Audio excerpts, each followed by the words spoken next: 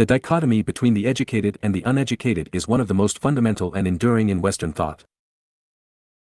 It is a hierarchy that privileges the former over the latter, and it is often used to justify social and political inequalities. But what does it mean to be educated? And what does it mean to be uneducated? These are questions that deconstruction can help us to answer.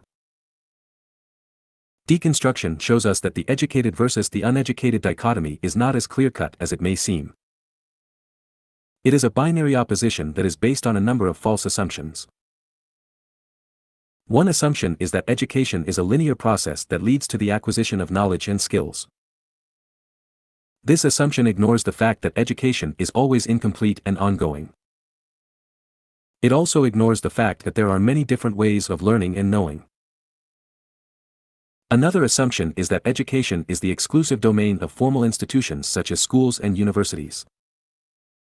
This assumption ignores the fact that learning can take place anywhere and at any time. It also ignores the fact that there are many different forms of knowledge, including informal, experiential, and embodied knowledge. Deconstruction also shows us that the educated versus the uneducated dichotomy is often used to reinforce other hierarchies, such as the hierarchy between the center and the margin. For example, the educated are often associated with the center, while the uneducated are associated with the margin. This association helps to legitimize the dominance of the center over the margin. Examples: a person who has a PhD in philosophy is considered to be educated, while a person who has never attended college is considered to be uneducated. But what about a person who has a deep understanding of philosophy through their own reading and study? Are they uneducated simply because they do not have a formal degree? A person who works as a doctor is considered to be educated, while a person who works as a cleaner is considered to be uneducated. But what about a cleaner who has a wealth of knowledge and experience about the world? Are they uneducated simply because their job is not considered to be prestigious? A person who lives in a developed country is considered to be educated, while a person who lives in a developing country is considered to be uneducated.